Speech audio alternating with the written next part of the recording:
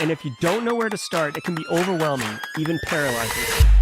So let's fix that. Welcome to Simply Cyber, a community of tens of thousands of aspiring and active cybersecurity professionals focused on networking, knowledge sharing, and professional development. I'm Dr. Gerald, Auger, Chief Content Creator at Simply Cyber, inviting you to get the answers to your cybersecurity problems with hundreds of cybersecurity videos answering your frequently asked questions, interviewing industry experts, and live streaming daily cyber threat briefings hosted by me. Now get the stories and insights you won't find anywhere else.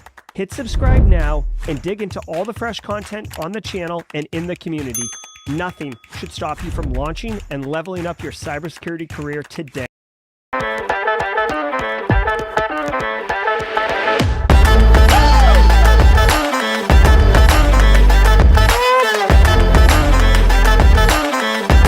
All right, good morning, everybody. Welcome to the show. Today is Wednesday, November 9th. Wednesday, November 8th. Check that. 2023. This is episode number 490. Remind me of jaw jacking about episode 500. We got a lot of fun stuff to do with that. But right now, episode 490 of Simply Cyber's Daily Cyber Threat Briefing Podcast. I am your host, Dr. Gerald Auger, and over the next 45 minutes, me, you, James McQuiggan, Marcus Kyler, Emmanuel, Cherise Lamb, Laura Flores, Sherry, Slava, newcomers and first-timers like Byram, long-timers like Senfilus and Dream Logic, Kerry with the blue badging, Chad Green, Terrence Banks, TJ Zimmer, my man, the mod team, Jenny Housley, Kimberly, BSEC. Woo! We got a long one today, boys. So we're going to settle in. We're all going to be shredding the top cybersecurity news stories of the day, and I'll be giving my expert opinion and analysis on each of those stories on what it means to you as a practitioner, or if you're looking to break into the industry, what you need to know. You will be asked in any job interview, how do you stay current on the industry? Believe me, you'll be asked in any job interview. This podcast, what we're doing here today and every single weekday morning is a phenomenal answer. Not just showing up, though, but you got to listen, you got to engage, you got to absorb what we're talking about, but it's totally worth it. And if you are a practitioner, believe me, what we're going to be talking about here, I'm looking at you, Apache, MQ messaging servers. It's vitally important to stay current. Joel Belton dropping 10 gifted subs. Did we just become best friends? Yep. It's going to be one of those days. Also, holler, it is Worldwide Wednesday, so stay tuned for that, especially if you're a newcomer. Thanks so much, Joel Belton. I'm sure people like Samuel Martin and Scotty Scott appreciate doing that. Angie Yarbrough. If you are a newly minted Simply Cyber squad member, don't be shy. Get into that emote tray. It's there for you. And we got a big one today. Today is Simply CyberCon's official tracks day. More about that a little bit later. But guys, before we dig into the show, I do want to throw some love to the stream sponsors who allow me to bring this to you every day. Reminder, I do not prepare or research any of the stories that we're going to be going through. So believe that. TJ Zimmer with a 20 squad member. Did we just become best friends? Yep. Boom. Thank you so much, TJ Zimmer. Squad love getting thrown out all over the place today. I love it. I love it. I love it. So check it out. Holler at Barricade Cyber Solutions, guys. Barricade Cyber Solutions is dedicated to helping businesses from cyber attacks and recover from the damage done. Cyber attacks can cause massive issues for businesses and send dedicated, hardworking business owners into turmoil. But Barricade Cyber Solutions knows how to mitigate the damage done by cyber incidents. Believe that. Check them out at barricadecyber.com. Links in the description below. Also want to say shout out and love to Antisyphon. To Panoptcy Security. Guys, get a partner who understands your business. You need a fractional VC, so you need someone to basically help you plan your short-term or long-term information security maturity plan. If you are reactive and not proactive in your information security, be honest. You could use a little bit of help. Panoptcy Security can come in, do a quantified risk assessment, point out where your biggest gaps are, the quick wins, the low-hanging fruit, whatever metaphor you like. They are a power force multiplier in getting your information security program straight now. Panoptcy.com. Go check them out. I love them. I'm on their board of advisors also, just to put a little bit of gravity behind that. And then Antisyphon training, more about them at the Midroll. Guys, I want to remind you, each episode of the Daily Cyber Threat Briefing is worth half a CPE. What? half a CPE. So be sure to say what's up in chat. They stack 2.5 a week, 10 a month. Not to mention, you can pick up a sweet 6-pack of CPEs at Simply CyberCon today if you fancy that. So don't sleep on that, y'all. Say what's up in chat. Hashtag team live. Like Amelia Garcia's knocking it out. Kresha White's knocking it out. Hashtag team live. And grab a screen cap of it. Like Mia. Coffee cup cheers, Mia. Good to see you. If you are watching on replay, holler at you. Hashtag team replay. Team replay are people too. I love myself some team replay. And if you are Byram's in chat. VQ Saint, we'll give, you know what? We're gonna give welcome to the party, pal, for VQ Saint also. If it's your first time on live, welcome to the party, pal. Welcome to the party, pal. Here's the deal. If today's your first episode, you picked one heck of an episode to be your first time. Hashtag first timer in chat. Let's hear it. Love it, love it, love it. All right, guys. Now, typically we would jump right into the news, but it is Wednesday, and every single Wednesday, we do a little special segment called Worldwide Wednesday. In full disclosure, I do owe an apology. Last week, we did go, hold on, I should do this. Last week, we went around the world, okay? And we did all the countries. And normally, we struggle with South America. All the continents. And we struggle with South America. And last week, someone from Chile chimed in, and I just off the cuff said, I owe this person a $25 Amazon gift card. And they contacted me like while I was streaming and asked, wanted their gift card. And I had said it tongue in cheek. I offered them a voucher to the GRC course, which is a $60 value, greater than 25.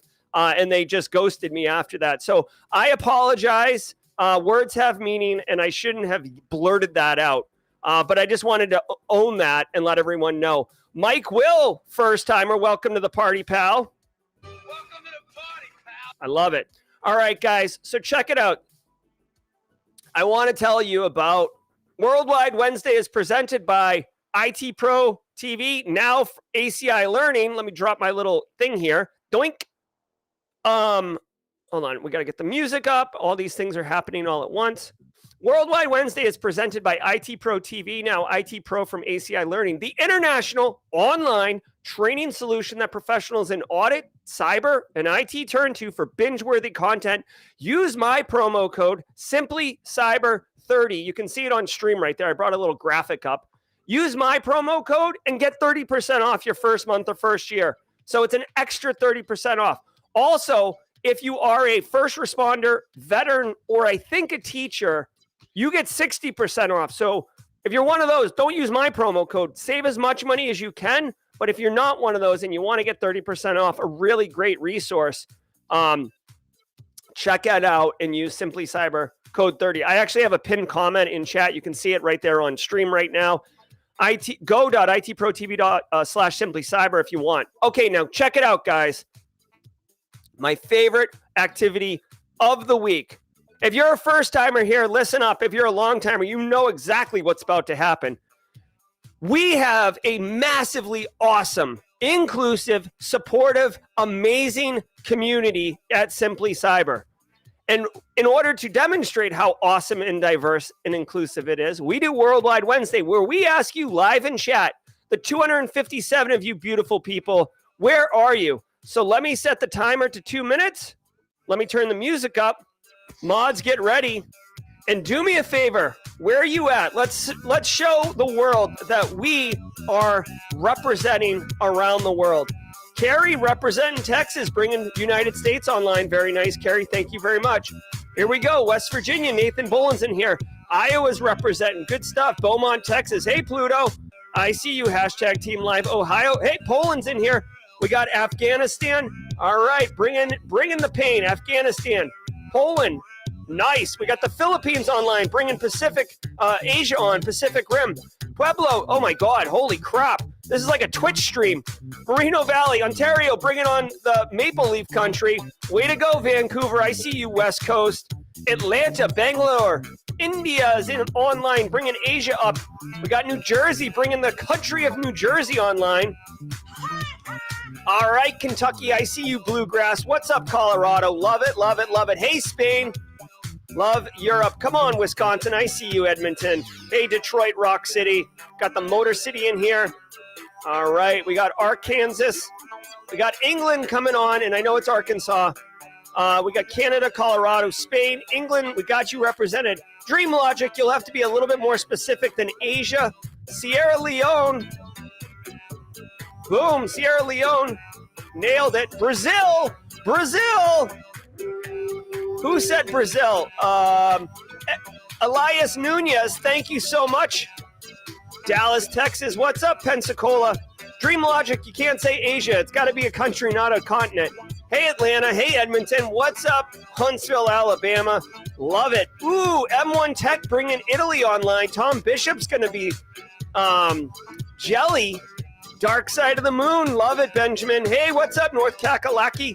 Colombia's online. Holy crap, South America got my email.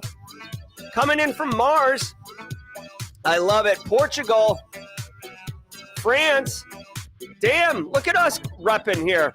We got the VI. We got Sierra Leone. We got Africa. Damn, guys. Australia. Hey, Alex Goodwin. Lyle Murden. Where's our New Zealand Australia contingent? We need this. We got the VI. Where's the Virgin Islands? I think the Virgin Islands might be too small to click on. Barbados. Yeah, I can't get into the VI. I'm sorry, y'all. We'll say VI's there. All right, let's inspect how we did. We got Thailand representing. We'll bring Thailand online. Venezuela. Nope, you got to be there right now. The Ottoman Empire, Tampa. Good. All right, Rhode Island, you crazy people. All right, hey, hold on really quickly. Did we get in Australia or New Zealand? Zimbabwe's in the house, okay? Now, we're just cleaning up here. Where's Zimbabwe? All right, I'm in Texas. I know where Australia and New Zealand are. Thanks a lot. Hey, Lyle, I'm sorry. For some reason, I thought you were in New Zealand. All right, guys. Well, here's the deal. Surprisingly, we did not go around the world, and it's because of Australia. Now, I'm not throwing this on our Australian Simply Cyber Squad members like Alex and others, but I am saying we failed to go around the world because of Australia. Wah, wah. All right. So anyways. Catch me outside. How about that? All right. Good job, everybody. We had a lot of fun, but now it's time to get to work. Sit back, relax, and let's let the cool sounds of the hot news wash over us in an awesome wave. I will see you at the Midroll. From the CISO series, it's cybersecurity headlines. These are the cybersecurity headlines for Wednesday, November 8th, 2023. I'm Sean Kelly. Singapore's Marina Bay Sands customer data stolen in cyber attack. The luxury resort and casino has disclosed a data breach that impacts personal data of 665,000 customers. The incident affected MBS loyalty program member data and was discovered by the company on October 20th, just a day after the attack began. Exposed data includes names, email addresses, phone numbers, country of residence, and membership information. This data could allow attackers to target victims with phishing and social engineering attacks, though the company has said so far there is no evidence that their members have been impacted by the incident. The incident is still under investigation, and the nature of the attack has not yet been disclosed. Okay, so first of all, that is a silly mincing of words, and I'm sure the legal team thought that they were so clever when they came up with this. So, what am I talking about? They said in a public response, none of their customers have been impacted yet, like by the attack. No kidding, donkeys. Like the attack just happened, okay, last month. Threat actors are going over their like what they stole, the data they stole, how to make it valuable. What are they doing with it? Maybe they're packaging and selling it on the dark web to other people. Like the weaponization of that data and then the spear phishing and phishing attacks, etc. would not, I mean, they would just be starting now, basically a couple weeks later, if I had to guess. Second of all, threat actors aren't going to contact Marina Bay Sands and be like, we're going to start our phishing campaigns now. Thanks for the data. So they wouldn't even have real visibility unless there was some gross, massive, sloppy campaign being run by the threat actors. So for me, that is like legalese and just kind of mincing of words in order to put on a better front than what is actually happening. Now, if you work in hospitality, this is one that you should absolutely flag as an example. The MGM Resorts is also another one to flag, right? So right now, what's up, Satan the Sir Gaming and Stuff? We'll give you a welcome to the party, pal. I know it's first time live only, but you know what? I like excuses to use it. Welcome to the party, pal. All right, so as they said in the instance, when you think about this is not ransomware. So you're like, well, I mean, whatever. They just keep on going. Here's the deal. First of all, these are people who spend money in hospitality and potentially gaming, right? Because it is a casino. So we're talking about people with disposable income, people who might be addicted to gambling. So they're a vulnerable population. These hotels and hotel casino places, that they keep track of who their whales are, the people with the big money, the people who rent out the junket rooms where, they can gamble and not have to deal with the common people, if you will. So knowing who those people are, that is incredibly valuable. Like, listen, guys, if I was, an APT, like Flaming Donkey, right? And I'm going to spend my time trying to commit financial cybercrime, I'm not going to waste time on someone who makes $38,000 a year and, their one trip a year is to go to this casino and have a little bit of fun. No, I'm going to target the person who owns like a chairman at Casio, or, you know what I mean? Like someone who's got deep pockets, who, if I can trick or engineer or, ruse, I'm going to get paid, right? So that's the real impact. So for me, 665,000 customers have their stolen data. I would say, the top 1,000, right? I mean, this is over 500,000 people. You can filter by financial value, right? I'm sure this Marina Bay Sands group wants to know who their most wealthy customers are so they can send them free stuff and serve them and all that other stuff like that. So this is the risk of here.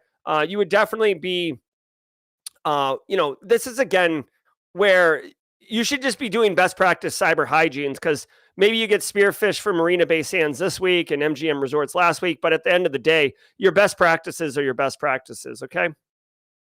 Atlassian bug escalated to 10.0 severity. Oh! The severity rating for a bug in all on-premises versions of Atlassian Confluence Data Center and Server Technology has been increased from 9.1 to the most critical rating of 10.0.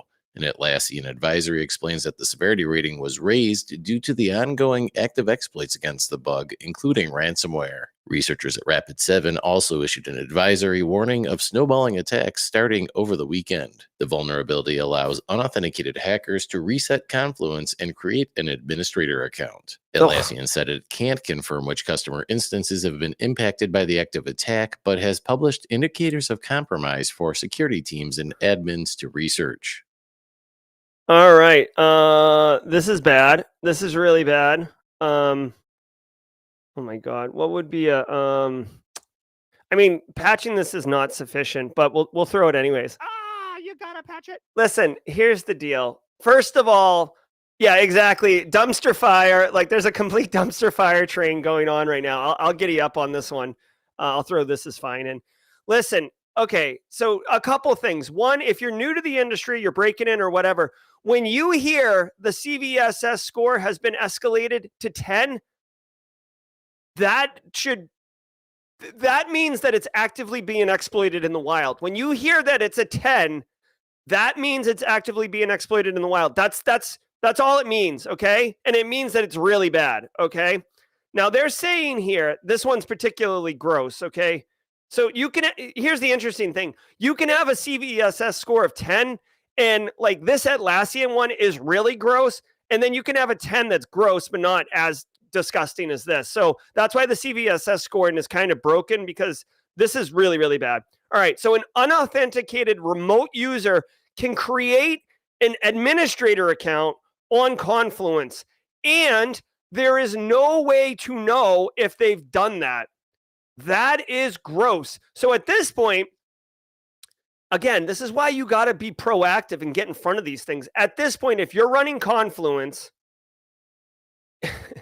and it's not patched yet, in my opinion, you have to assume compromise because you cannot validate whether or not it has been compromised. Now, they said you can't, they won't know if it's been compromised or not. However, what I would say is if they're creating an admin account, I mean, I guess technically you could see if there's a unusual or new admin account created in Confluence, and that would indicate it. But if you have a bunch of administrators and the threat actor names one called like whatever, like admin system or something, like, you know what I mean? Like kind of hides in the noise, you wouldn't be able to see it. So you're screwed, basically. If you're running Confluence and you didn't patch it before this exploitation started happening, you're screwed, and you're going to have to do a little bit more engineering to get this sorted out. Fortunately, Atlassian did provide indicators of compromise. So what you should be doing is twofold. One, you should obviously patch this thing, get it sorted out. And then two, from a threat hunting perspective, your SecOps team, you should, or, you know, if you're a one-person shop, although if you're running Atlassian Confluence, you should not be a one-person shop. And if you are, I feel for you. You should use the IOCs that they have in here to go threat hunting in your environment, do detection tuning for your EDR solutions, and hope to holy hell that you're not impacted by this, because if a threat actor gets in there, you know, they have full system access at that point. To Confluence, I'm not a Confluence Atlassian expert, so I don't know definitively if you're able to get in Confluence, if you can go down into the operating system on the hosting server. I don't know that, but I mean, it's not good, okay? Furthermore, they're saying active ransomware attacks are being escalated. So I wasn't even talking about ransomware. I was just talking about getting your face smashed in and threat actors doing threat actor stuff. But yeah, hey, active ransomware, let it fly. Dude, they're going to get paid. Straight cash, homie. Right? Where's my cash rules everything around me? Cream. Cash rules everything around me, dude. So I guess the final thing I'll say, and this is not a great thing, but it's better than nothing, is that if you're getting your Confluence attacked and the threat actor's goal is ransomware, they're going to let you know that you've been compromised, right? That's what they do with ransomware. They notify you. You don't have to worry about your detection mechanisms because the threat actor will execute their detection mechanisms for you. All right? Oh, here we go. Pinning. Kimberly can fix its message here about Simply CyberCon. More about that. Yeah, so anyways, as Alpha Sierra said a little while ago, if you're running unpatched Confluence, you're wrong. Fake Ledger Live app steals over $700,000 in crypto. A fraudulent cryptocurrency management app called Ledger Live Web3 was published in the Microsoft Store on October 19th. On November 5th, a member of the crypto community warned that the app had stolen $600,000 in crypto from its users. Microsoft took immediate action, removing the app on the same day, but not before crooks had already transferred more than $768,000 from victims. The fraudsters listed the developer name as Official Dev, and the app had just one 5-star rating at the time of its takedown. Given the numerous warning signs that the app was a potential scam, some are questioning the thoroughness of Microsoft's application vetting process. Yeah. All right. So there's a couple things here in this story that are interesting. So first of all, the story itself is that there was a malicious app. Well, hold on. I'm sorry. I'm a crypto evangelist. I love it, love it, love it. That is Charles Finfrock, friend of Simply Cyber Community, and also he did a workshop on Monday for Simply CyberCon. You won't be able to find it online because he stepped into the darkness, and I can't be having that on Simply Cyber's channels. So, anyways, but this is a crypto thing. Now, basically a fake app got stuck in the Microsoft store. People downloaded it and it robbed them blind. Okay. This is a class. I mean, like, this is a nice little case study, frankly, of cyber threat actors. So they used social engineering to trick people into downloading an app. And then they used functionality of, the blockchain to basically, I would assume what they're doing here is stealing your credentials to your wallet or to your like Coinbase or, Binance accounts, and then siphoning your money off. And guys, with crypto, it's like Western Union, right? Like or a wire transfer, once the money moves, it's moved, right? So there's a couple things to understand here. One, the app got into the Microsoft App Store. Now, I think Microsoft is really forward leaning on cybersecurity as of late, even to the point where now they have the Security Forward initiative that just came out. And you could definitely look at that, or Secure Future initiative. It's SFI. I forget what the F stands for. And no, people in chat, the F is not what you think it is. So, this is family friendly. All right. Now check it out. So, you can't, here's the thing. Apple Store has had kind of malicious apps in the past. Not many, right? Google Play Store notoriously has malicious apps. Microsoft Store, they get them in there, right? So it is possible. And I don't think it's fair, okay? I don't think it's fair to question Microsoft Store's vetting process. Now, they do need a vetting process, and humans make mistakes. And this one was probably pretty slick in the way that they did it.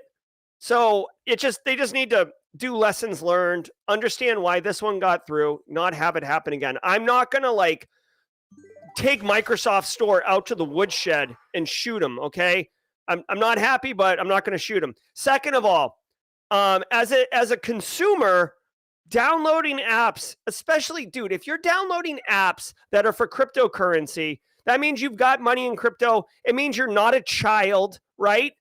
If you see an app that has one rating, I guess what you think, maybe you're in on the ground floor on this thing. I don't know. This is a little sussy. It's a little sussy. It does look legit though, but it's a little sussy. And people got robbed, man. Now, one final thing I'll say about this is that you may have moved the money into crypto, but the blockchain is an immutable ledger. And even though this is a fake app, whoever got robbed by this money, they can follow where their money's going and follow the ledger. They'll probably never get it back, okay?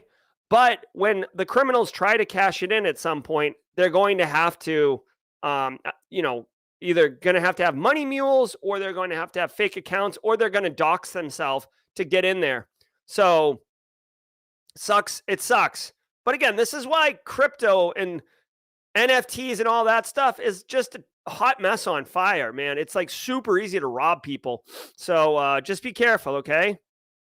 23andMe data theft prompts DNA testing companies to bolster security measures. Oh my God. Following the theft of millions of user records from 23andMe as a result of a suspected credential stuffing attack, other DNA testing and genealogy companies are stepping up user account security. Ancestry is notifying customers that they will need to use multi-factor authentication to log into their account in order to view their DNA matches. This requirement will go into effect by the end of the year. Additionally, MyHeritage said in a blog post last week that two-factor authentication will soon be made a requirement for its customers and cited the data theft at 23andMe. For its part, 23andMe also said this week that it was also requiring all customers to use a second step of verification to sign into their accounts. All right. So I've only got 1 minute before the bottom of the hour, but can I just say,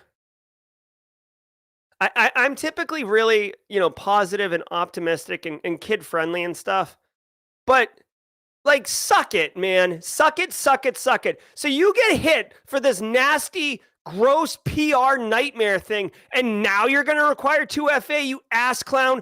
This needs to be a freaking default on everything all the time. Like, I get it that your customers, you want to make frictionless experience. Dude, it's 2023. Everybody is using 2FA on everything. People are used to it. You have an obligation as a vendor to make it at least as secure as 2FA needs to be there. It's minimum security. So the fact that they're responding, this is a lesson learned. This is an opportunity to improve. No kidding. You donkey. Like, this pisses me off. It's like, they're doing this to like curb like crisis. They're curbing the crisis by enabling 2FA by default. And by the way, shout out to the other DNA testing companies that are like smoking cigarettes off to the side. And they're like, ooh, don't want to be like 23andMe. Let's do 2FA. That seems like a good idea. Put that cigarette out. No kidding. It's so annoying. It's so freaking annoying. Like credential stuffing, the million plus victims who had their genetic information compromised because of this jackwagon didn't need to happen because of a credential stuffing attack if they had 2FA. You could have crappy passwords and 2FA is going to help protect you. So way to go, 23andMe. Take a victory lap, you clown. All right, let's go to the mid-roll. This pisses me off so much. And now, I mean, the thing is, it pisses me off, but I'm happy. I'm happy that my Aunt Dorothea, who doesn't know about security, gets to be secure because they're requiring her to be secure, but only after her DNA material has been compromised and put on the dark web. Get out of here with this. Sponsor OffSec, the cyber training company behind the well-known OSCP certification and Kali Linux distro, is hosting a virtual summit for CISOs and cybersecurity leaders called Evolve on November 15th. During the event, you'll learn how to attract and assess top talent, how to craft positioning for budget conversations, why CISOs make great board members, and more. Hear from forward-thinking InfoSec leaders from companies like Cisco, Amazon, and Salesforce. Save your seat and equip yourself with actionable takeaways to help shape the future of your organization's security. Register now at offsec.com/evolve. That's OFFSEC.com. What are we doing here? Like a 90-second read, bro? Good God. I hope they paid for the extra time on that one. That was a long read. Woosah. All right. Welcome to the mid-roll, first-timers. All right. Hey, y'all. Thank you all so very much for being here and enabling me to express how I really feel about MFA. Thank you to the stream sponsors, Barricade Cyber and Panoptcy Security. I am still steaming about this. I'm trying so hard to move on, but good God. Shout out to the stream sponsors. Thank you so much, Barricade Cyber, Panoptcy, and Antisyphon Training. Listen, guys. Antisyphon Training is disrupting the traditional training industry by providing high-quality, cutting-edge education to everyone, like you, Jess Bishop, like you, Lazaro Rivera, like you, Raymond Napoli and Kuda Chimera. Why? Because they're awesome. They offer students the opportunity to learn skills, practice what is taught, and engage with the community in a fun and inclusive way. Antisyphon Training, links in the description below. Go to the link, go to training, go to Pay What You Can Training. All of these courses right here, you can take for $0. If you want to say thank you, John Strand will be keynoting Simply CyberCon in a few hours. You can come out and say hello and thank him for Antisyphon Training. Antisyphon Training, and I am so proud to be affiliated with Black Hills and Antisyphon Training. The work they're doing is inspiring. If you're getting value from the stream, you 395 amazing people, hey, if 5 of you can call a friend and tell them to log in, we could crest over 400, which would be cool. Our current record is 403 people. Maybe we could blow that out today. If you're getting value from the stream, do me a favor and hit the like button if you're on YouTube. Hitting the like button triggers the YouTube algorithm to tell other people who are interested in cyber content that this video is live and that they may be interested in it. It may be how you found out about us yourself, okay? Hit the like button. All right, we got the Simply Cyber Community Challenge. Holler at you. Cameron Razavi currently has the baton. Cameron, thanks so much for doing the Simply Cyber Community Challenge. Listen, y'all, if you want to supercharge your professional network and have a LinkedIn feed that is really awesome and doesn't suck, listen up. Go onto LinkedIn and search for this hashtag. We have like basically hacked LinkedIn. Simply Cyber Community Challenge. Look for the hashtag Simply Cyber Community Challenge and connect with the people posting, comment on their posts, connect with the people in comments. Connect on the people commenting, connect with the people posting, comment. You'll get picked up and be one of the commenters that people are connecting with, and you will explode your professional network on LinkedIn with meaningful, real people connections in the cyber community. 2 weeks' time, your LinkedIn feed will be dope. Shout out to Emmanuel with the super chat. 23, and what's the worst that can happen? Exactly, Emmanuel. Thanks for the super chat. Cameron, do me a favor and tag somebody in chat to take on the baton. Who wants the baton? Cameron, please tag somebody. Guys, while we're doing that, we already did Worldwide Wednesday, so there's no mid-roll activity of the week. But let me shout out really quickly Simply CyberCon. It's happening in 2 hours and 54 minutes during JawJack, and I'll get into more of it. But guys, come on out. 11 a.m. Go to simplycybercon.org for all the details. There's a pinned comment on YouTube chat right now. I'll be welcoming you to our keynote, John Strand, and then we'll be breaking into our tracks. I'm hosting track 1. The James McQuicken at 35,000 feet will be hosting track 2. We've got a great lineup of speakers, wonderful talks. We'll be getting right into it with Tyler Ramsby. Joe Hudson's here.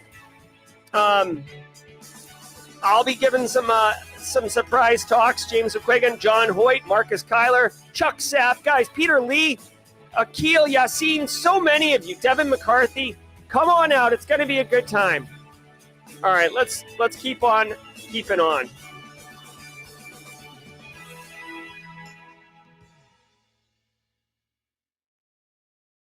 Free tool helps industrial organizations find vulnerabilities.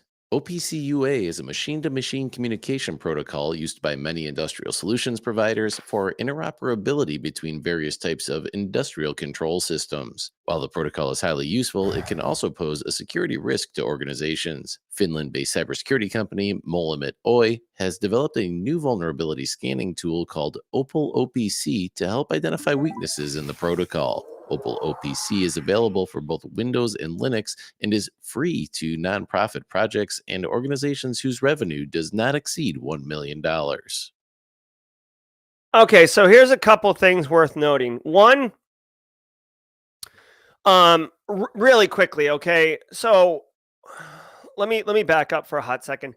Vulnerability scanners, okay? And again, if you've been in the industry for a while, this is going to not be new to you, but it's important for us to base this so everybody can appreciate and get value from this story.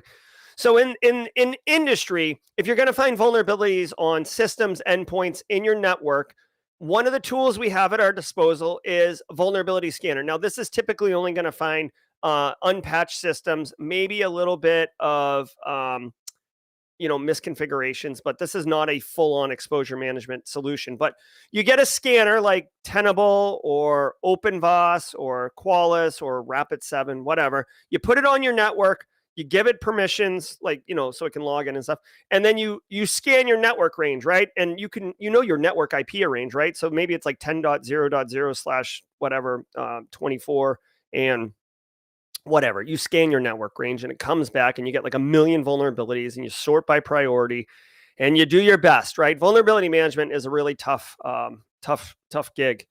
Now, one thing that you may not know, and it's important to understand, especially if you're young, because this could be, you could make this mistake. So please listen up, okay?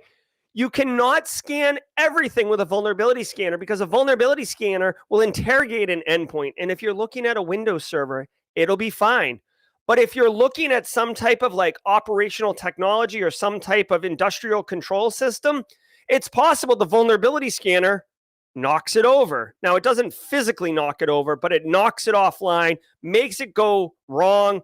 It could impact operations. So what happens a lot of times in industrial control systems, we also see this in the healthcare space with medical devices, is that you will block out that IP range. You will exclude that IP range from the scanner to make sure that you don't accidentally knock something over. Now, the downside of that is you no longer have vulnerability visibility. Maryam, Did we just become best friends? Yep. thank you for the super chat and congratulations. Thank you for the super. I thought that was like your 1 year anniversary. I was like, what?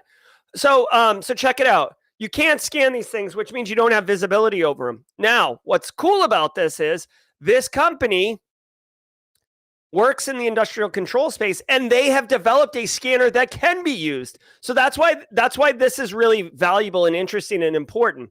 Now, if you are a industrial control system company and you make less than $1 million in revenue, they'll give it to you for free. Now, if you make more than $1 million in revenue, they only charge $2,500 a year for a license. That's cheap, y'all. That is really cheap. Okay, like just to put it in perspective, I recently bought a license for Tenable, and it was $3,000 for the scanner, and then $75,000 for the reporting. Which, don't even get me started. I will lose my mind if we start talking about the way vendors price things. But just to put it in perspective, $3,000, $2,500 is a steal for access to a scanner for a part of your network segment that isn't. Yeah. So, anyways, this is really valuable. If you do work in energy, industrial control systems, I'm looking at you, water treatment plant people who are in chat right now. If you work in oil and gas, whatever, you may want to explore this tool. It would be really interesting to see what it does. But again, the reason that it has value is because you can't take traditional IT vulnerability scanners and point them at OT networks. So shout out to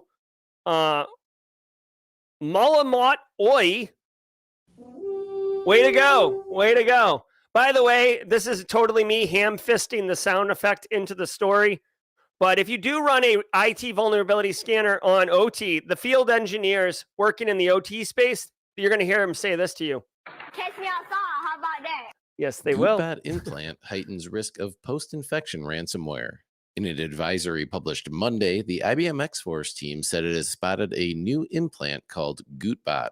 The implant is a variant of the notorious Goot loader malware, which has typically been used to gain initial access. However, Gootbot is being utilized for lateral movement after the initial Goot loader infection, receiving PowerShell commands from the C2 server which allow it to move laterally. Of particular concern is the fact that Gootbot implants currently maintain 0 antivirus detections. The Gootloader group has a history of using search engine optimization poisoning to manipulate search engine results to lure victims to compromised websites where they may unwittingly download the initial payload. All right.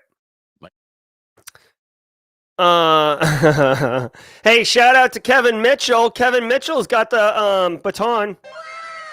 Kevin, we're looking forward to your hashtag Simply Cyber Community Challenge post on LinkedIn. Kevin, make sure you use this hashtag in your post so people can find it. All right, guys, Gootbot, the Googe, the Goo, right? I don't know if you guys have kids and you watched, I think it's Meet the Robinsons, but the Googe. So Gootbot, okay, so basically Goot Loader is a piece of malware that's kind of like a dropper. So its initial infection gets access. Kind of think of the robots, the little hunter droids in the Matrix that clip onto the side of like the Nebuchadnezzar and then use their arms to like laser beam and then rip open the side of the hull and then they go in. That's what like a dropper or loader is in this instance. Now, there is a Gootbot implant that will then get in once it's got initial access. And basically the Gootbot is just additional malware. It helps with lateral movement, persistence. It's does post exploitation type stuff, okay? It's using PowerShell, which means it's only going to affect Windows systems, right? I feel like that's a fair, thank you, Justin Gold, Sentinels. I feel like saying PowerShell only on Windows systems is a fair statement. I don't think I've unless somehow someone ported PowerShell on the Linux, which would make no sense. Here's the deal. This is actually a nice little again, a nice little case study. I don't know who's behind Gootbot and Gootloader. They are obviously more sophisticated threat actors. And what they have is they have refined their weaponry, right? So one of the signs of sophisticated threat actors is they have their malware and then they're constantly refining it, working it, adding capabilities, adding modules, adding robustness, making it less brittle, making it easier to evade EDR, making it less likely to set alarms off, etc., making it harder to be analyzed. This is what threat actors do that are sophisticated. Now, with this one, they were getting initial infection, and they were probably using that initial infection to pull down post-exploitation frameworks like Cobalt Strike or Empire or Sliver or there's one that begins with R that I can't think of right now. But anyways, and those are probably getting detected. So they kind of introduced their own one. Okay. Oh, we got it. Congratulations, everybody. We have set a new record, 413. Yeah.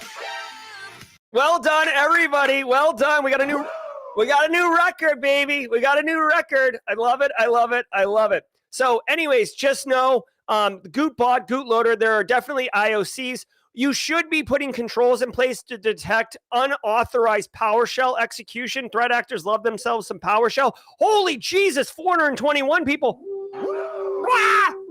We are out of control up in here. I don't know what to say. Thank you all so very much. Thank you all so very much. Genuinely appreciate it. What a special day with Simply CyberCon later today. Really quick on the super chat, Lazaro says a role I interviewed for some time ago was originally canceled, but they just reopened the role, reached out to me to interview. Let's go. Hell yeah. Get it, Lazaro. That's a really good sign, by the way, that they reached back out to you. They've already interviewed you. They know who you are. They know what you're capable of. The fact that they called you is a very good sign. Very cool. Very good. Can't wait for the follow-up meeting. Or follow-up post on what happens with that. And to those of you who reached out and asked a friend to log into the stream, thank you very much, all of you. I love it. I love it. I love it. Microsoft Authenticator has blocked millions of hacker-initiated MFA notifications. Microsoft's Authenticator app provides multi-factor authentication. I'm telling you, hit the password like autofill, button. and It passwordless helps. It sign-in helps to notify Microsoft people. accounts. Back in We're May, hacking Microsoft YouTube. implemented number matching MFA, a more secure alternative 423. to push notifications, which attackers take advantage of by inundating users with MFA approval requests, also referred to as MFA bombing. Even with the more secure number matching, users still received annoying prompts when an unauthorized user attempts to access their account. To combat this, Microsoft added new features that scrutinize login attempt details and block them if they are suspicious. Since completing the rollout of the blocking feature in late September, Microsoft has blocked over 6 million MFA notifications suspected to have been initiated by hackers. Yeah. All right, so this is interesting. James McQuiggan coming in from 35,000 feet with a super chat. Did we just become best friends? Yep. Way to go, Gerald. You already broke the record we set on Monday. Congrats on Simply CyberCon today. Glad to be part of this family. Me too, James. Thank you. Thank you all so very much. You guys, this community is freaking amazing. I love it. I love it. All right, so check it out really quickly. If you are using Microsoft Authenticator in your environment, which many of us are, because many of us are not jackwagons and didn't put 2FA in after a major breach. We put it in before. I'm looking at you, 23andMe. So if you're running O365, chances are that you are running multi-factor and you're using the multi-factor authenticator. One of the attacks, Casually Joseph coming in from the top rope with a super chat. You can PowerShell on a Mac and certain Linux distros starting with PowerShell 7, if it wasn't hard to sleep at night. Oh my God. Thank you for the clarification, Casually Joseph. Did we just become best friends? Yep. And thank you for the super chat. Okay, so let me tell you this. Thanks, Adam V. I'm super pumped too. So here's the deal. Multi-factor authentication is not a silver bullet. It is defense in depth, okay? So when I'm yelling at these genetic companies for turning it on, it doesn't mean that if you have a crappy password, but you have MFA, that your account will never be broken into. There are technical attacks and social engineering attacks on MFA, all right? So I love, again, as I said earlier, I love Microsoft and their approach to security, right? We had this story about the Microsoft store, and I gave Microsoft a pass. I said, you can't catch them all, right? This isn't Pokemon. You don't got to catch them all. But, they do a good job. Now, for this one, they're going to start blocking suspicious MFA alerts. What does this mean? This means Carl never sees the alert, which is fantastic. We want to keep our end users from, honestly, we want to keep end users from having to make decisions, okay? So, Jesse Johnson, no. If the business asks to turn off MFA, that's a hard no. That, to me, guys, listen, MFA is a hill I am willing to die on. I might even have to seriously consider leaving an organization if they are that hell-bent on not having MFA in place. It's too freaking important. So check it out. Let me explain to you how MFA can be compromised. There's a couple ways. In this particular instance, what they're saying is, I get your password, okay? Let's attack Space Tacos, okay? Thank you, Space Tacos, for volunteering. Space Tacos, I get Space Tacos password, okay? From a data dump, from social engineering, whatever. A fake landing page, phishing, whatever. I guess it. I log in with Space Tacos, username and password. Then it says, put in your 2FA 6-digit PIN. Okay, well, I don't have that, so I have to get it. So I can socially engineer Space Tacos and say, hey, this is Jerry from IT. We're doing routine maintenance. There's a problem with MFA. I'm going to send you 6-digit PIN. You give it to me back. All right, so that's one way to get it. Another way is that you can see here, you get these, you get this pop-up. Hey, do you approve the sign-in? It's a notification. It interrupts your phone experience, right? For Fariz Azari with the super chat, 10 pounds or 10 euros, excuse me. Thank you. Can't wait for SCCon. Congratulations. Today is my 3-month sub anniversary. Yes. Did we just become best friends? Yep. Thank you so much. So check it out. If this keeps popping up, I know this is going to sound ridiculous, okay? But after a while, the victim is going to be fatigued. If they don't know that this is unusual and that they have basically have their username and password compromised, and this is why we need, as cyber pros, GRC people, to educate them on what it means if they keep getting this pop-up. Eventually, they'll say, approve sign-in, no. Approve sign-in, no. Approve sign-in, no. Approve sign-in. Oh my God, just make it stop. Approve sign-in, yes. Okay, hey, guess what? The notification stopped coming. I can go back to chilling out or watching Netflix or whatever. Kimberly with the super chat. Did we just become best friends? Yep. Thank you so much, Kimberly. Simply CyberCon Day. Let's go. Exactly. Another one, if you get the phone call as a multi-factor authentication, that's a really bad one. If you can avoid phone call for multi-factor authentication option, you absolutely should. Because I've seen it multiple times. Threat actor gets username and password. They put it in, the phone rings, person hangs up, phone rings, person hangs up. Now, if the phone's ringing at 2 a.m. and you're waking up, Carl, guys, I got news for you. Carl wants to sleep. Eventually, Carl's going to push the button that makes the phone stop ringing. This is just one of the ways that threat actors compromise and circumvent MFA. Obviously, it looks like John Hammond's got a video on YouTube that I'll drop a link in chat on how to I'm sure it's more of a technical attack on MFA. But the point is, MFA is not a silver bullet, and there are non-technical ways to attack end users to get them to basically allow a threat actor into your environment. So that is a little bit of the more you know kind of lesson on, here we go, the more you know emote on MFA bypassing. And then just shout out to Microsoft for doing right by by the end users. Data brokers expose sensitive U.S. military member info to threat actors. What do we do in CISO On series? Monday, You guys need to have an researchers from internal Duke meeting University because we published a covered study this showing story how yesterday. easy it is to purchase information on military service members and veterans from U.S. data brokers. While some brokers refused to sell data to an unverified organization, others were more concerned with ensuring confidentiality of the purchase transactions rather than confidentiality of the actual data. The researchers managed to acquire sensitive information for as little as 1 cent per individual for bulk purchases. The researchers also successfully purchased data from several brokers using a .asia domain name that had been linked to a Singaporean IP address. The researchers recommended that lawmakers pass a comprehensive privacy law with strong controls on the data brokerage ecosystem and urged Congress to provide more funding to regulatory agencies that can enforce new policies.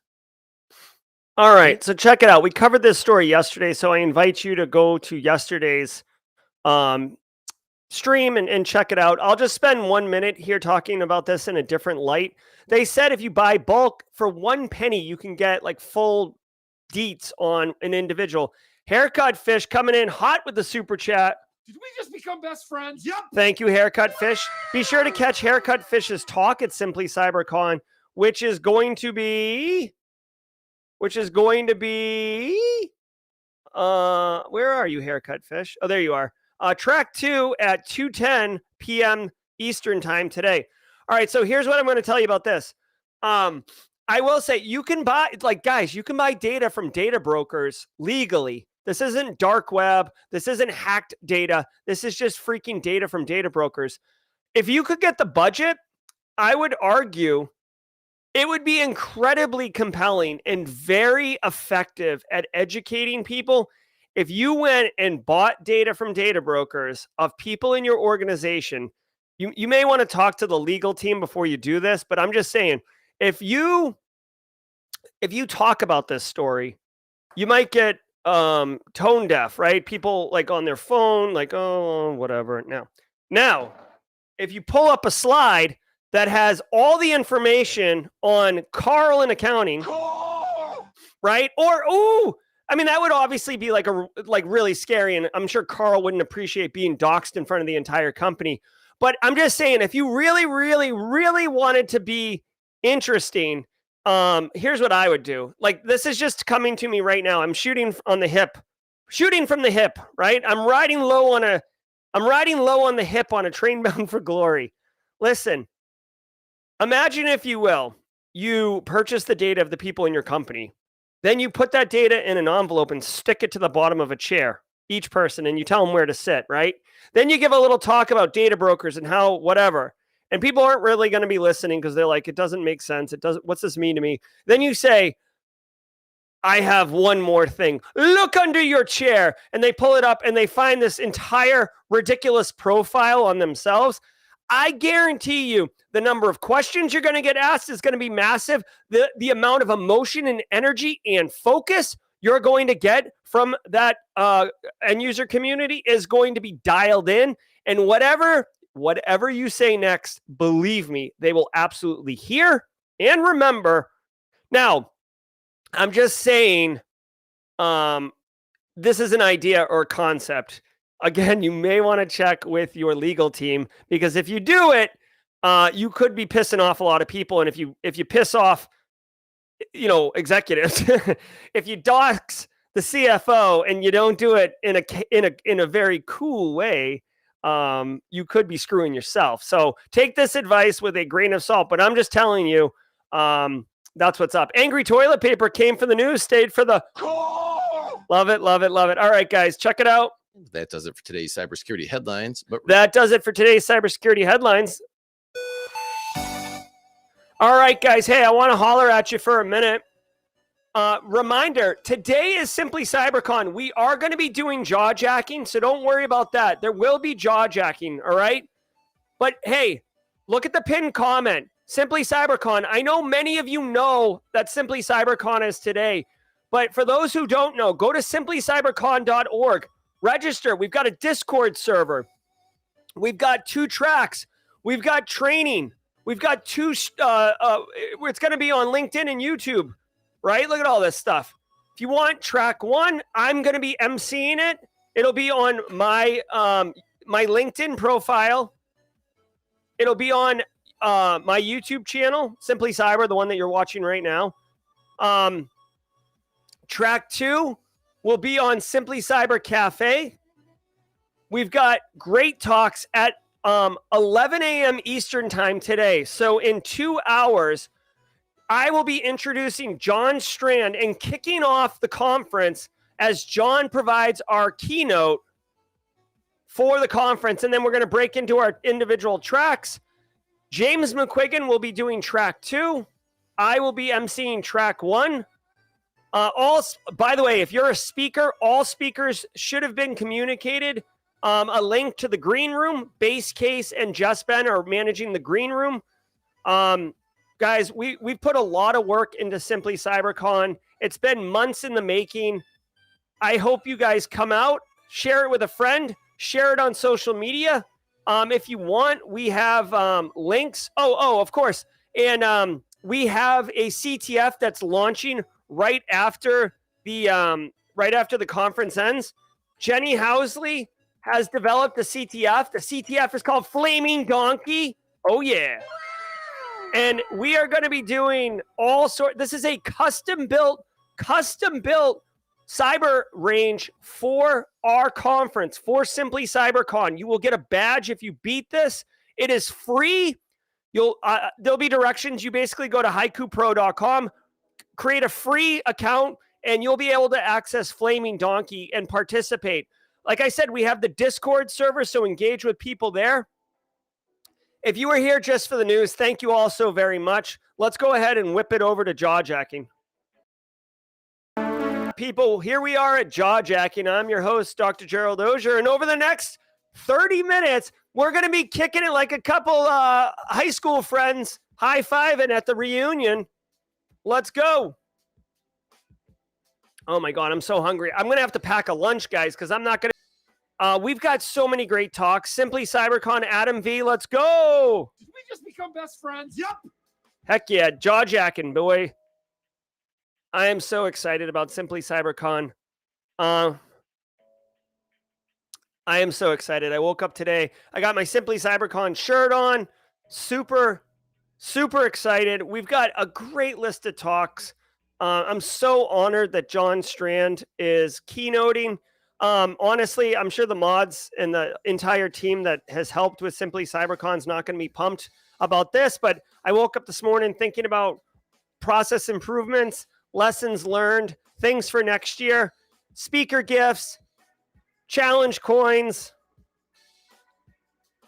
maybe physical in person. I don't know. I got to chill out. But guys, so excited. Let's go. All right. So looking at chat. Exactly. This is so true right here. Hold on. Kimberly dropped this in chat. Let me. Right here. If I don't get my snacks, I get angry. Exactly. Love it. All right, let's do this. Oh, let's see. Someone asked if the tracks will be available on replay after the con, Ashley Sweeney. Yes, 100%. The conference. So here's the deal. The conferences will be streamed live and you will be able to watch on replay. The only way that they will not be available on replay is if the speaker does something during the talk that violates YouTube community guidelines. I'm not expecting that. I have high faith that, the people who are speaking at this conference are part of the Simply Cyber community, and we are good, supportive, inclusive people. So I'm not expecting that. What happened on Monday with Finfrock and his training workshop was not malicious or nefarious in any way. It's just Charles, it was Charles. Okay. Thoughts on 23andMe customer info who log in through socials? Google have no 2FA option. All right, hold on 1 second. Thanks for the super chat. Did we just become best friends? Yep. So Rex Cognito, if you use 23andMe and you use federated authentication, you were not compromised. That the way that they, the 23andMe was a credential stuffing attack.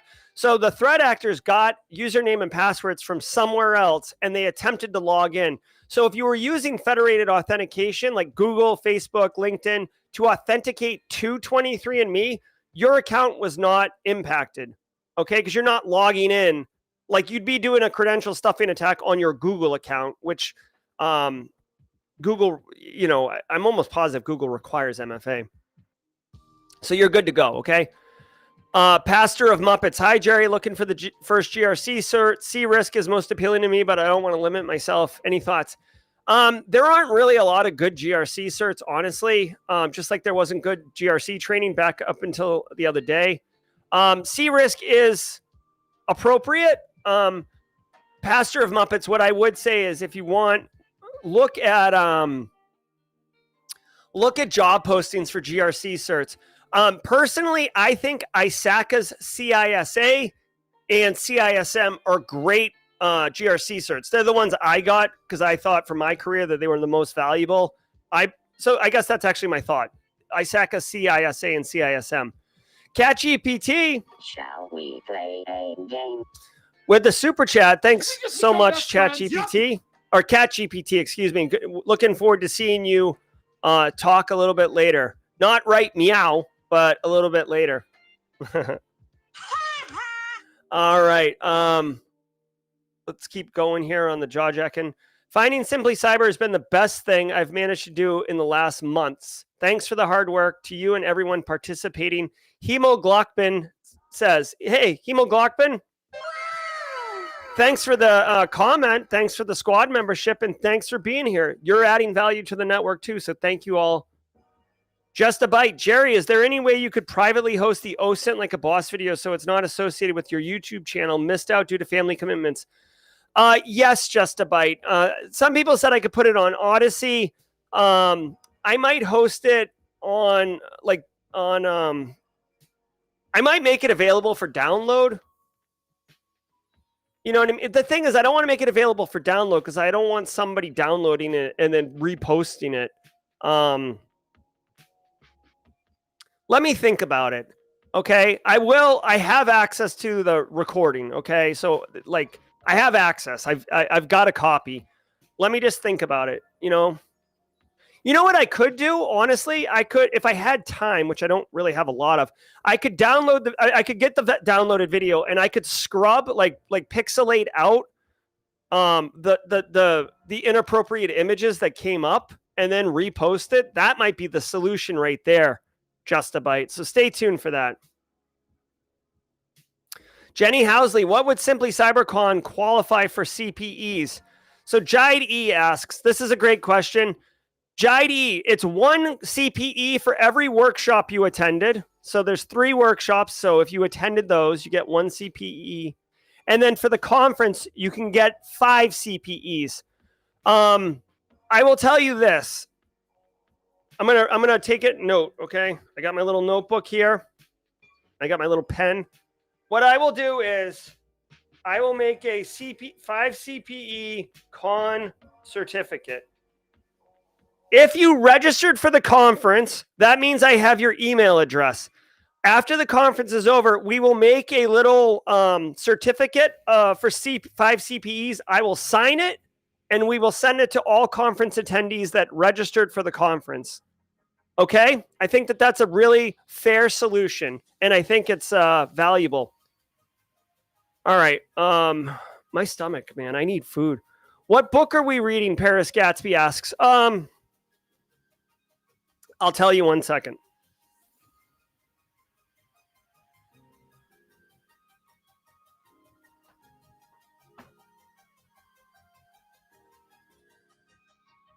All right, Paris Gatsby. I'm currently reading Cybersecurity for Space. This book was recommended by Tim Fowler, who did a cybersecurity space Black Hills Anticast talk the other day. He recommended this book. I'm reading it. This is an awesome primer about satellites and stuff like that. It's not really about securing. I mean, there is some.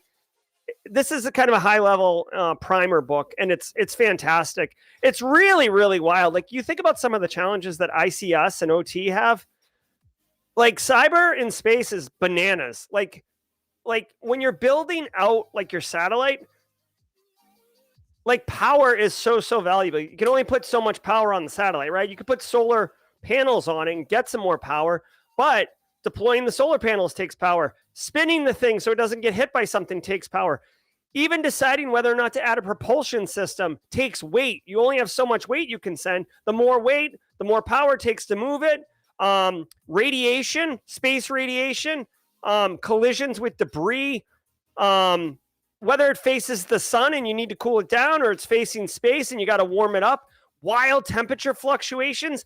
And like we haven't even talked about cybersecurity yet. You know what I mean? Like this book is wicked cool. And then the book I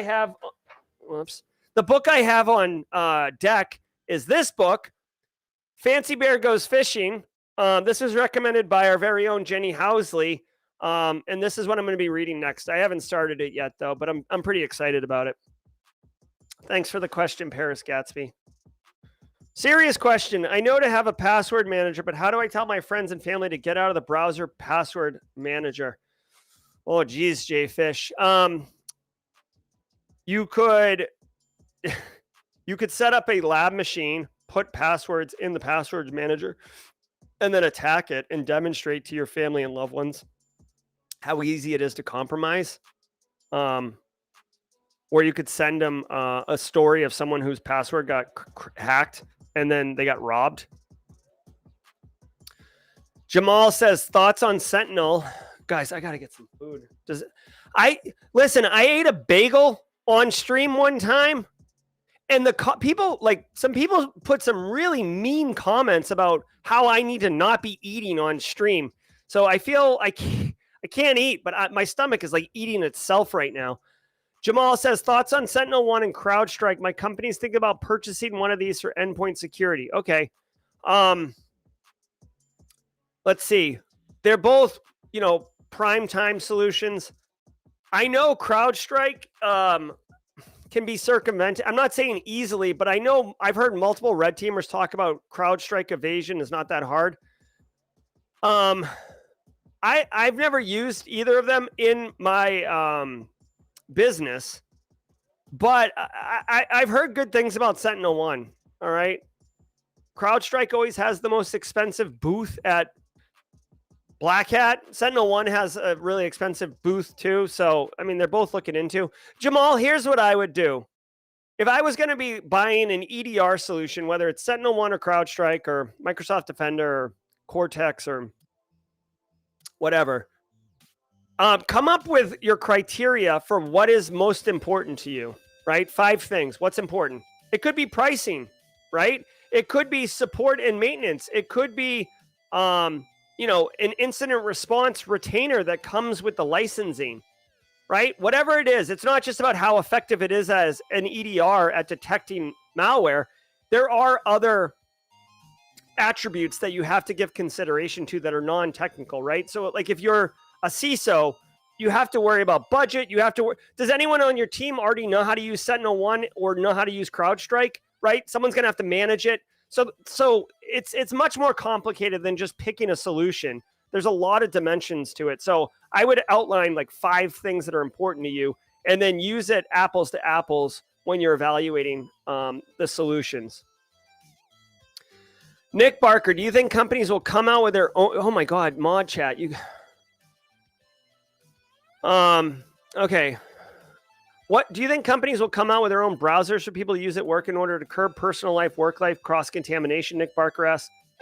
Nick Barker, a squad member. No, they will not come out with their own browser. But what I will say is that there are companies that are releasing browsers. I'll name 2. Conceal.io has a secure browser, and Palo Alto is about to purchase Talon Security, which makes an enterprise secure browser. So yes, I can envision at some point, because web browsers are so required now to access cloud systems, that businesses will start not allowing you to use Chrome on company machines and will be required to use insert enterprise browser solution. If that's what you were asking, then Nick, then yes. But if Let's see, Carrie. Jerry, I told you that I need to do CTF for experience for Security Plus other than Haiku Pro. What else can I do for more experience? Carrie, check out Hack the Box and try Hack Me. They have free tiers, tons of CTFs. Also, keep your eyes open. I mean, Huntress just did a CTF. Try Hack Me's Advent of Cyber is coming up. Spoiler alert, I'm doing day 5. Woo! I'm doing day 5 of Advent of Cyber. That's like 24 days of CTF, Carrie. So, like, great options there. BSEC is going to scrub that video so I can repost it, the FinFrock. Thank you so much, BSEC. I definitely appreciate that. All right, so BSEC, I'll get you that. Is that a Rocket book? Yes, it is, Samuel Martin. I'm Team Rocket.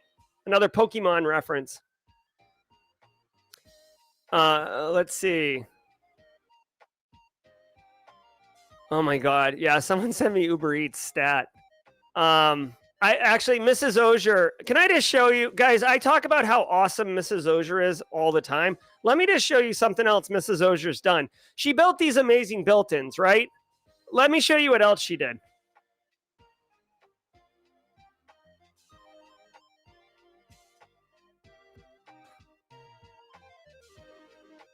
So she built, or not built, she included a snack cubby and filled it full of snacks. So I can always, like, you know, munch if I need to. Just so cool, so thoughtful. Love my wife.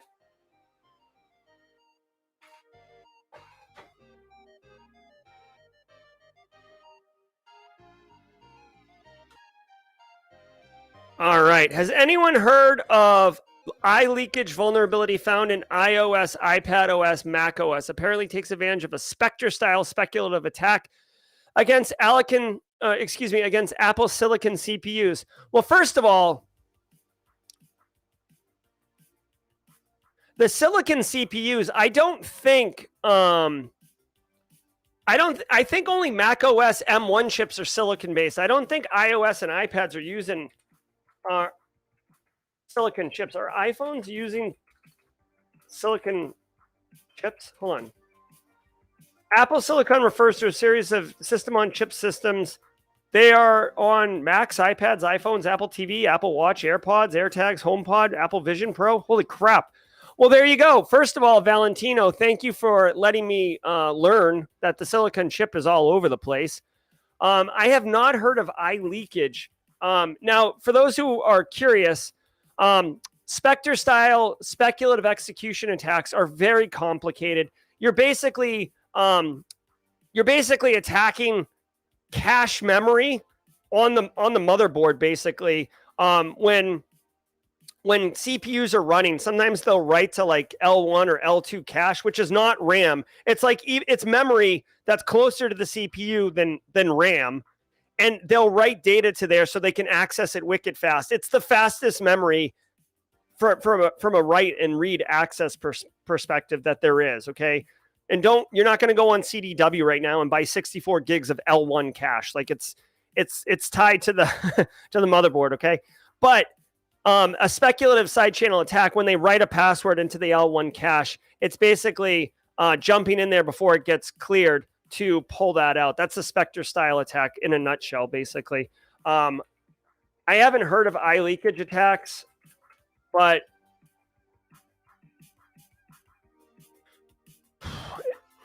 it does look like there is some talk about it. Again, I guess, Valentino, what I would think is if you do your risk modeling, the chances of like me or you, or I don't know, you might be like some bigwig VIP political superpower person. But for me, for my general end users, for even the CEO of a company that isn't like a Fortune 5 company, I don't think that you really need to worry about an eye leakage attack. But it is technically possible, right? Maybe like an academic thing. Adam V says, did you hear about Mr. Beast buying 10,000 Cobalt strikes for cyber criminals? What? No, I don't know anything about that. I don't think that's true, right? I mean, Mr. Beast, does he know anything about cybersecurity? With all due respect, I mean, he makes entertaining content, but I do have a mini fridge.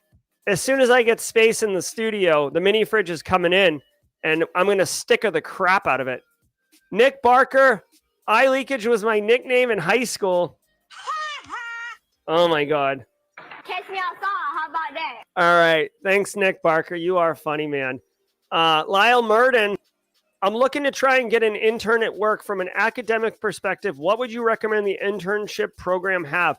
Great question, Lyle. So I actually built out an internship program at the medical university I worked at.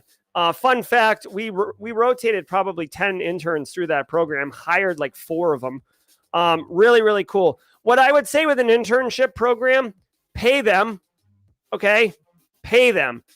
If you don't pay them, like you got to pay them. Even if it's minimum wage, you got to pay them, okay? So first of all. Second of all, I would define a 90-day start-stop date, and then it makes it easy to let them go if it's not working out.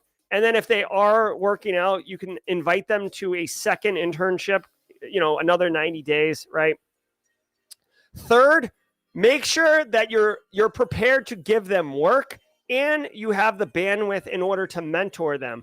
All right. Hey, like you can just come to the meetings and listen. Hey, I want you to run the vulnerability scanner.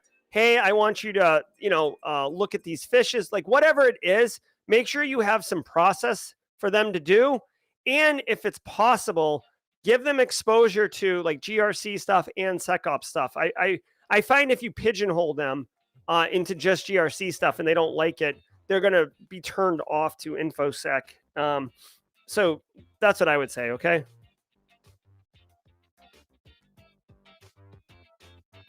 I think John Hammond met Mr. Beast through Network Chuck. Oh God, John.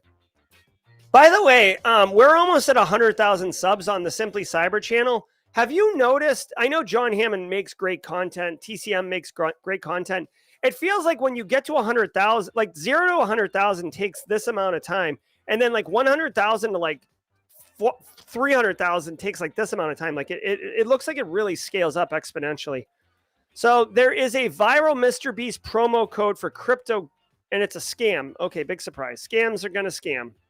Yeah, John Hammond's a cool dude. Malik says you can drink some protein shakes if you don't want to eat during the stream, from a recent career changer from nutrition to cyber. Thank you, Malik. Thank you very much.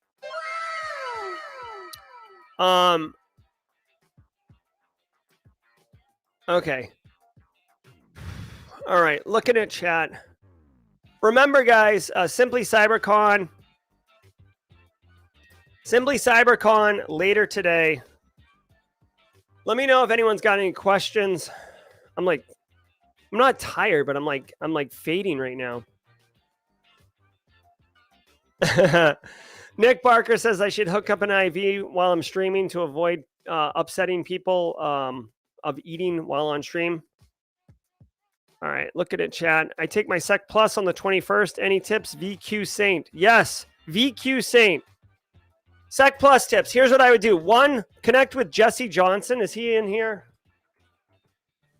Jesse Johnson's in here. And who asked that question? VQ Saint? VQ Saint. I just linked Jesse Johnson, Slay Security. Jesse, please connect with VQ Saint and get him into the Slay Security. VQ Saint, if you want to crush, and I'm talking absolutely dominate, Security Plus test on the 21st, get with Jesse Johnson and Slay Security. That's what's up.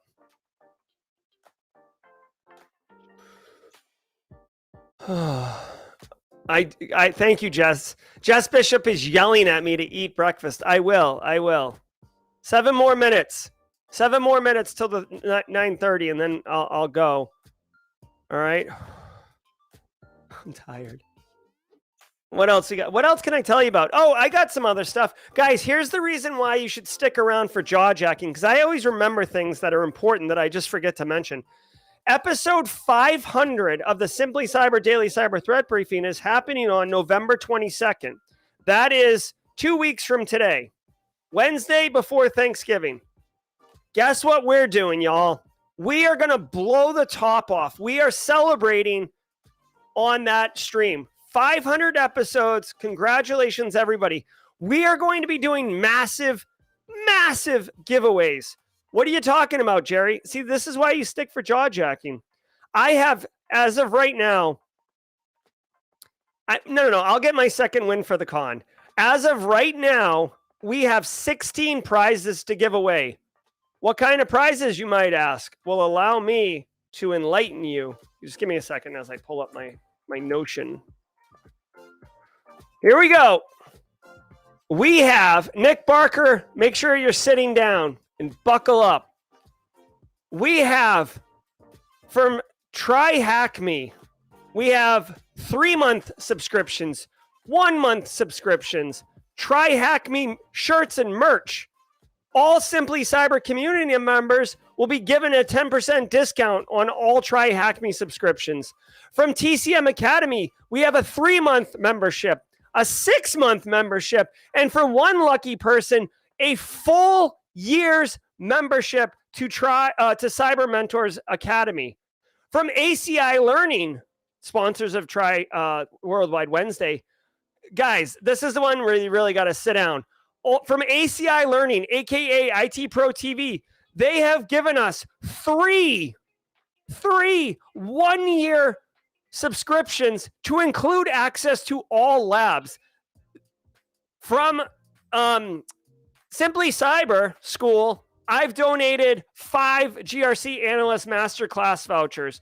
16 total prizes, guys. It's going to be pretty freaking epic. Obviously, Simply Cyber 30 for 30% off ACI Learning throughout, 10% off Try Hack Me throughout.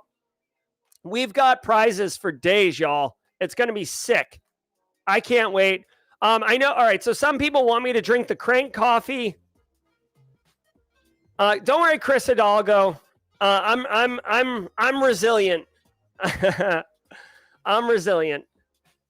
I'm gonna, you know what I'm gonna do? I'm gonna go eat a very like Gen Z thing. I like making a toast with avocado with everything seasoning and then a fried egg on top. I'm gonna eat that right after this, and then I'm gonna lock in for Simply CyberCon. Nick Barker, I got 20 wives yelling at me. So listen, on the 500th episode, in addition to all of those amazing prizes, we will be doing the daily cyber threat briefing, obviously. And we will be doing Discord for the chat like we do on April Fool's Day. So Discord chat will be the chat. So that's a lot of fun. And I know some of you, Gary Sturgiadis, Nick Barker, some of you want me to drink the Crank coffee. If you don't know what the Crank coffee is, then you missed that. That's like a really old school situation. But basically, at one point, I drink Starbucks French roast coffee. Okay, every day, that's what I drink. Right now, Starbucks French roast is what's destroying my stomach. Now, at one point, I had partnered with a coffee roaster out of New York City, and they sent me 5 different kinds of coffee. And if I liked one of them, if I was going to drink it every day, I was going to get a Simply Cyber official coffee, okay? The first one I tried was called Crank, and I drank it on stream, and I was borderline vibrating. Like I almost like went into like a 4th dimension. I was like sweating, heart palpitations. My mind was like really out of control. I'm afraid to drink it again. And I think for the 500th episode, because it's such a momentous day, I'm concerned that if I drank the Crank coffee, I would destabilize. So anyways, that's where I'm at with that. Hey, Tim Tevdovich, first timer sticking through to the jaw jacking. Welcome to the party, pal. Welcome to the party, pal. There you go, Tim. Welcome to the party, pal. Great to have you. Yes, this is okay. So like live looking. This is a live looking of me on Crank Coffee. Okay, I'm serious, guys. I know you want it. But it's a really bad idea. It's a really bad idea for my health. Yeah, so Josh Mason saying he could get some branded coffee. The thing is, I'm fine having a white labeled Simply Cyber official coffee.